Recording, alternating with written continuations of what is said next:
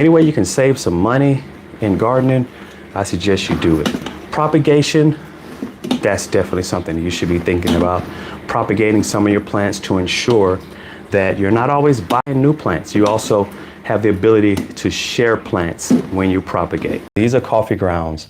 And what I'll do is, when this is done, I'll mix these coffee grounds, take these, mix them with this straw, and then I'll put the worms back in there, and it'll just be a mixture of coffee grounds, straw, and worms, and they'll start that process all over again. I'll even take this plant, this stalk, which I cut off earlier, that'll break down perfectly, that goes in as well.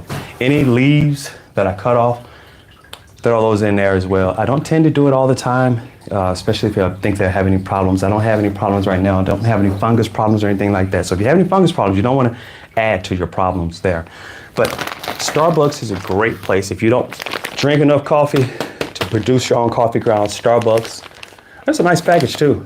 And so pick this up. I picked up 3 of these from Starbucks just the other day, and in preparation for collecting these coffee grounds and resetting my worm composter. I'm really excited about this. I've been doing this again, as I said, for a little while, and it works. It really does work. That means I can't use this compost for the most part indoors, this worm casting, but I'll probably use it as a compost tea, and I'll make some tea out of it and use that again as a foliar spray, spray it on the leaves, and then I'll actually take some and I'll probably pour it into the pots, because I think I'll get a lot of extra value out of doing it that way. And I'll test it, see how it works with my indoor plants. I think I'll get good results out of that. Again, I'll use it more freely with my outdoor plants. I love bulbs, indoor bulbs, outdoor bulbs, and indoors mostly I've been leaning towards philodendron. Now here's a philodendron that I need to repot. You can see this is coming off here, and it's a little thin. This one actually ended up at the back, and I wasn't paying attention to it. So I pulled it out. I'm going to repot this into some pond. I'm going to put it on a pole because I want this to be more upright. You can see that's falling over. So I want this to be upright. So I'm going to put a moss pole on this, and I'm going to repot this into some pond. I may do that next week, or I may just do that outside of this video. Oh, let me show you something.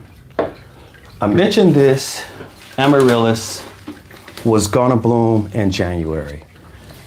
Here it is in the pot, and this one is gonna be really beautiful.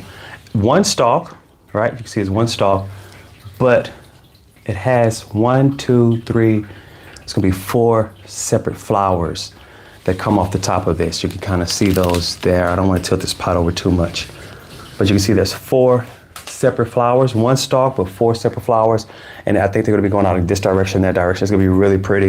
In about another week or 2, this will be blooming, and I think it's going to be really beautiful.